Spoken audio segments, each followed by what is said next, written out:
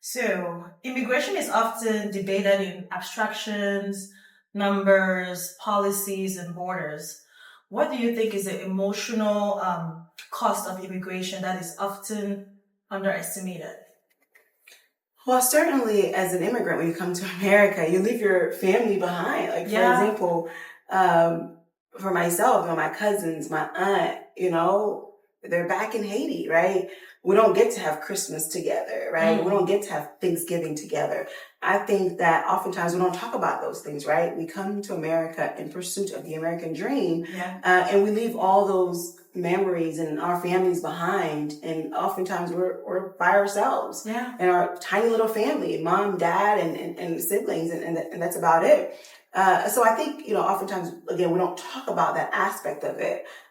You see your friends, they have their cousins, they have their aunts and their uncles they get to hang out with, they get to go visit, but you yourself, your family, they're like in a whole different part of the world. In my case, they're not too far away, but nonetheless, because obviously Haiti is part of the Western Hemisphere.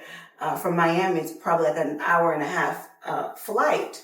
But when you're raised in underprivileged, buying a flight $200-300 can be a bit steep. So the notion of just getting up, buying a ticket to go home to visit your family may not be the most viable option at the time. So the emotional toll of the disconnect of the families and the breaking of families as a result of migration is often not discussed. It should be discussed more.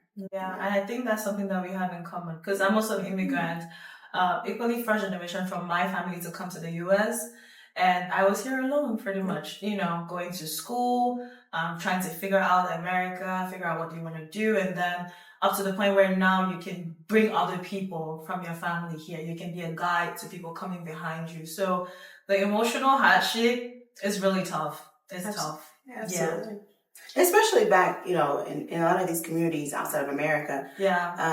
Family is so important. Like, you're very a tight-knit family. You do everything together. Spend Christmas alone, and it's cold. And then you come to America, and it's like, you can't go down the street and just greet someone and ask your aunt for a cup of coffee or a cup of sugar or whatnot, and you come here, it's a bit isolated. It's different, and it's something that I had to get used to, but it's okay.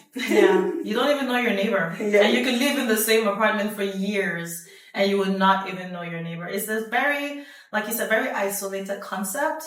And to move away from where it used to be like community, you're around family, loved ones, now to like you're alone in your room and it's like work, home, school, work, home, school, that's it. Right. So that can be very emotionally, difficult. Okay.